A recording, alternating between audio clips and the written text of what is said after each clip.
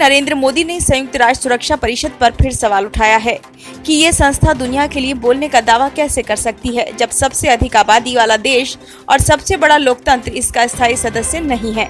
उन्होंने कहा, भारत को अपना उचित स्थान फिर से हासिल करने की जरूरत है, क्योंकि मुद्दा सिर्फ संयुक्त राष्ट्र की विश्वसनीयता का नहीं है। वैश्विक दक्षिण के अधिकारों को लंबे समय से नकारा गया, इससे इन देशों के लोगों के मन में गुस्सा है। भारत वैश्विक दक्षिण और पश्चिमी दुनिया के बीच सेतु की भूमिका में है।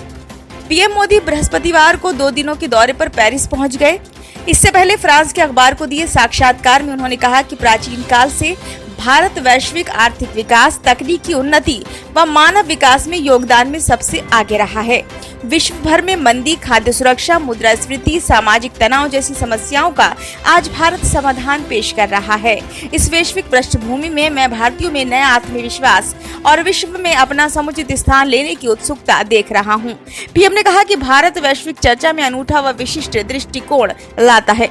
ये सदैव शांति, निष्पक्ष आर्थिक व्यवस्था, कमजोर देशों की चिंताओं और आम चुनौतियों के समाधान के लिए वैश्विक एकजुटता के पक्ष में खड़ा है। पीएम मोदी ने कहा कि ऐसे समय में जब दुनिया के कई देश बूढ़े हो रहे हैं, भारत दुनिया का सबसे युवा देश है। युवा हमारी सबसे मजबूत संपत्ति हैं। भारत के युवा व कुशल कार्यबल आने वाले दशकों में दुनिया के लिए भी संपत्ति होंगे। भारत की सॉफ्ट पावर के स्तंभ को लेकर पूछे सवाल पर मोदी ने कहा कि हमारा निर्यात कभी युद्ध और पराधीनता नहीं रहा, बल्कि योग, आयुर्वेद, अध्यात्म, विज्ञान, गणित और खगोल विज्ञान रहा है। हम हमेशा वैश्विक शांति और प्रगति में योगदान करते रहे हैं।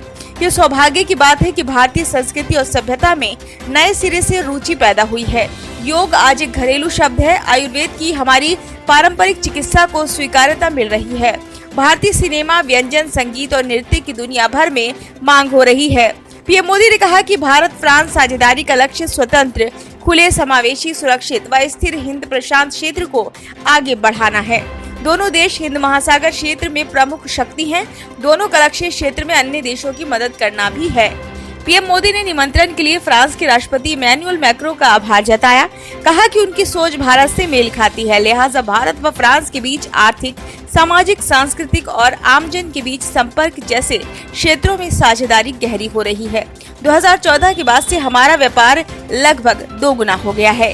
ब्यूरो रिपोर्ट, नई दिल्ली।